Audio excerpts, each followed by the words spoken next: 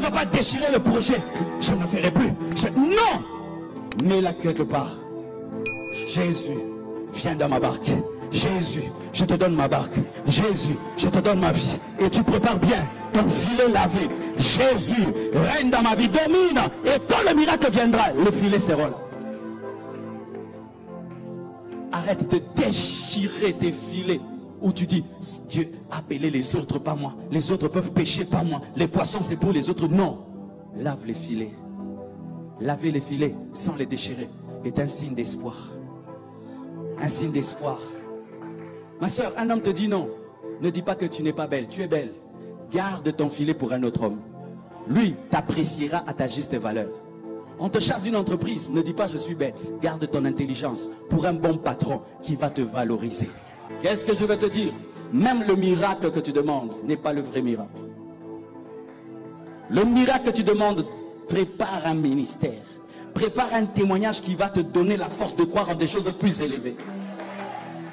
Car à la dimension où Pierre était, il ne pouvait même pas voir la Pentecôte. Mais Jésus voyait la Pentecôte le jour de la pêche miraculeuse. Ainsi, il lui a donné un cours sur son futur.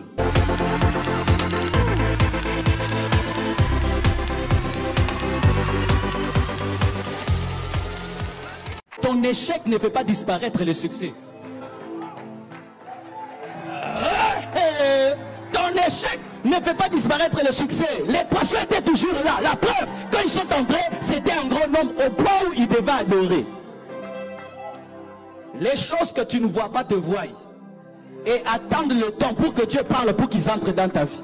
Les choses que tu cherches n'ont pas disparu. Ces choses existent. Mais il y a le temps pour que ces choses entrent dans ta vie. Ne perds pas courage.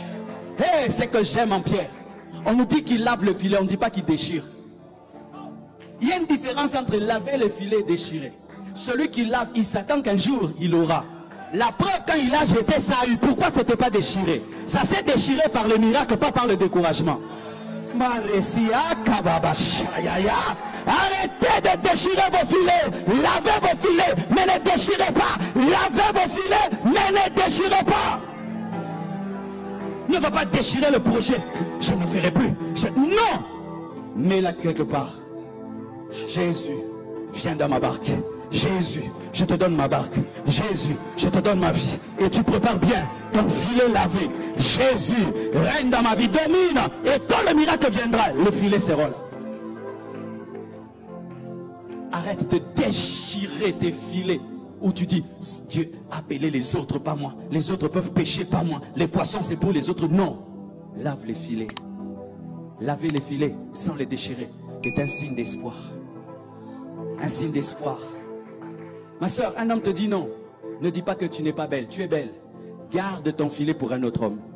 Lui t'appréciera à ta juste valeur. On te chasse d'une entreprise. Ne dis pas je suis bête. Garde ton intelligence pour un bon patron qui va te valoriser. Quel que soit ce qui t'arrive, ne déchire jamais le filet. Lave seulement le filet. Ne trouve pas ta barque. Ne la vends pas. Garde ta barque. Car tout vide réclame d'être rempli. Et Dieu n'aime pas le vide. Présente tes vides à Dieu. Ne trouve pas tes vides. Présente-les. Montre-les à Dieu. Vous pensez qu'il n'y avait pas d'autres barques? Il y en avait beaucoup.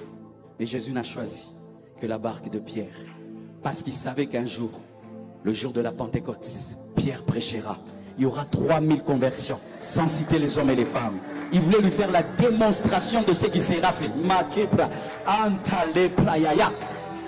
Et lorsque Pierre prêchait le jour de la Pentecôte, il savait que Dieu allait sauver les âmes. Parce que le même qui lui a dit de lancer le filet, lui a dit, tu me présenteras au monde. Tu parleras de moi, de ma mort, de ma résurrection. Simon, parle le jour de la Pentecôte. Et cette fois-ci, ce n'était pas un filet physique, c'était un filet spirituel. Et il a pris des poissons. Qu'est-ce que je veux te dire? Même le miracle que tu demandes n'est pas le vrai miracle.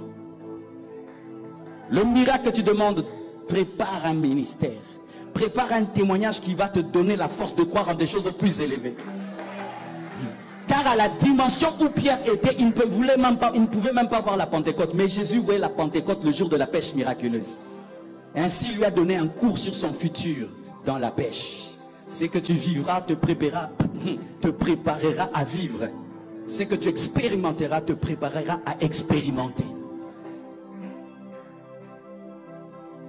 Et si Simon, à cause de la pêche qui avait raté, s'était noyé et suicidé, quelle erreur, n'est-ce pas?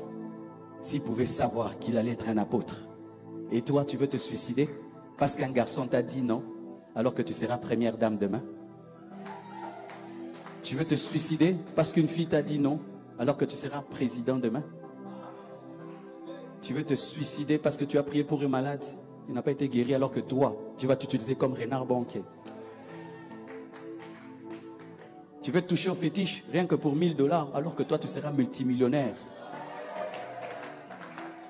Tu veux perdre ta foi parce que tu as demandé une petite chose à Dieu qui tarde, alors que Dieu te donnera des choses que tu ne demandes pas.